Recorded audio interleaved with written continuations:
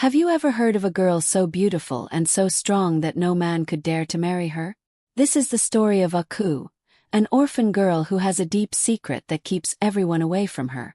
A long time ago, in a village called Umu, there lived an orphan girl named Aku. After her parents passed away, she lived alone. Aku was quiet and never bothered anyone. She spent her days working and trying to make a living.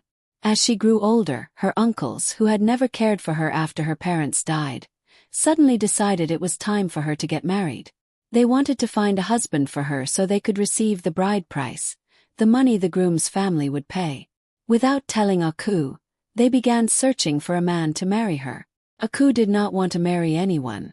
Whenever men approached her, she would ignore them. If they didn't give up, she would embarrass them. "Are you waiting for a king to marry you?" some would tease. But Aku didn't care what they said. She had few friends and didn't let anyone into her heart. The only person who got close to her was Ephra, her neighbor in the market where Aku sold food. But even with Ephra, Aku kept her feelings to herself. Weeks later, her uncles called her for a meeting. "We have waited long enough for you to find a husband. Now we will find one for you," one of them said. They told her that their chosen suitor would visit her the next day. The next morning, Aku sat outside her house, waiting for the man to arrive. Next to her was a pot of water that she planned to pour on him as soon as she saw him. When she spotted him walking towards her, she jumped up, grabbed the pot, and threw the water all over him. Shocked and wet, the man ran away, and Aku grabbed a big stick and chased after him. When her uncles heard the news, they were furious. They summoned her, and Aku pretended to feel sorry. She knelt down and promised she wouldn't do it again. "It's okay, my daughter," one uncle said.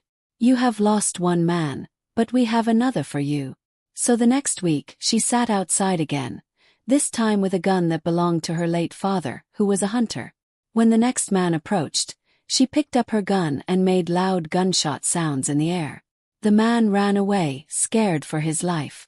When her uncles heard about this, they warned her to stop. But Aku didn't listen. When the third suitor came, she waited a bit further away from her house.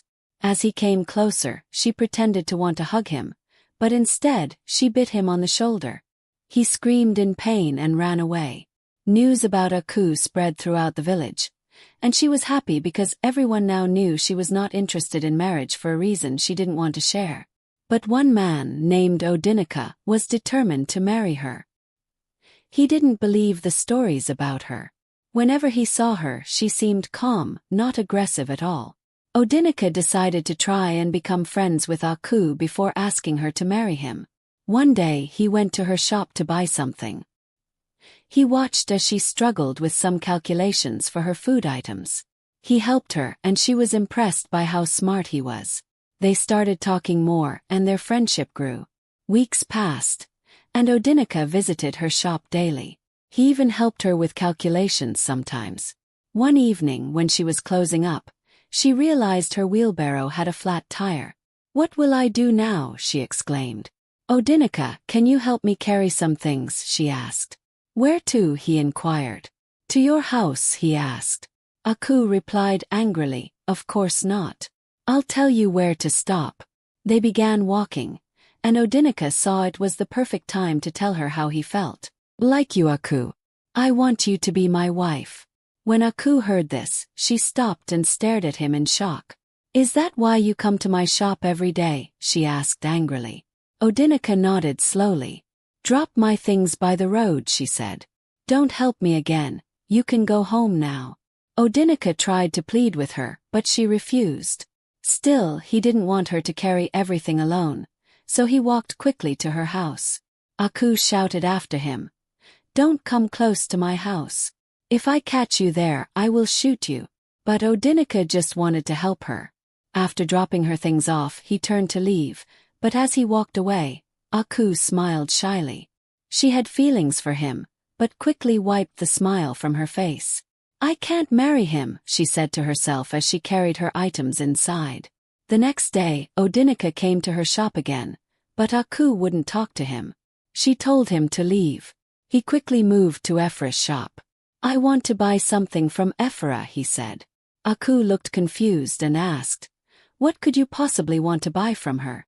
Ephra, who had noticed Odinica liked Aku, defended him. "Leave my customer alone. Don't chase him away."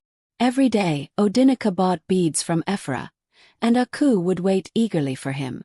If he was late, she became upset. It was clear she liked him, and Ephra teased her about it. 2 months later, Ephra told Aku that she had found a husband and would be leaving the village soon. Aku felt happy for her friend but also sad, realizing she would be all alone. She thought about how she wanted children, and she decided that maybe Odinica could help her. The next day, she found Odinica and said, "If you still want to marry me, I am ready to accept your proposal." Odinica smiled widely and thanked her. He ran to get something for her and came back with the beads he had been buying from Ephra. Aku blushed at the gift, but she had conditions. "We won't live in the same house, and I will never sleep over at your house," she said. Odinica was puzzled. "What kind of arrangement is that?" he asked. "I will fulfill my duties as your wife, but my conditions remain," she said, trembling. Odinica wanted to know why she had such strict conditions, but she refused to answer. "I can't accept that," he said gently. "Whatever it is, you can tell me, and we will figure it out together." But Aku burst into tears, knowing she might end up alone forever. Odinica tried to comfort her, but she left him, returning home. Days went by, and Odinica visited the market to check on Aku, but she was nowhere to be found. Worried, he shouted her name outside her house, "Aku." He called loudly but got no response. He noticed her windows were open and felt scared. He moved closer to her house, calling her name. Still there was no reply. As he approached, he smelled something terrible. Odinica pushed the door open and saw Aku lying sick in bed.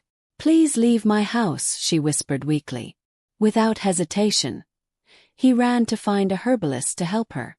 The smell was so strong that the herbalist could not stay long, but Odinica didn't care. He took care of Aku, feeding her medicine and staying by her side. He cooked for her and cleaned her house while she slept. While cleaning her room, he noticed a large wet spot on her bed. Shocked, he realized that Aku was a bedwetter. He sniffed the mattress and confirmed it. The smell was indeed from urine. He now understood why she had been hiding from everyone. When Aku woke up, she felt ashamed. "How can a grown woman wet her bed?" she asked. But Odinica comforted her, telling her not to be ashamed. "This is something we can deal with together," he said kindly.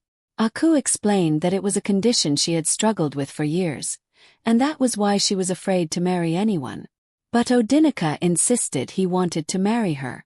"We will face this together," he promised. The next day, however, Odinica didn't show up, and Aku felt scared he had left her. She walked through the village, but when she saw girls looking at her strangely, she lost her temper.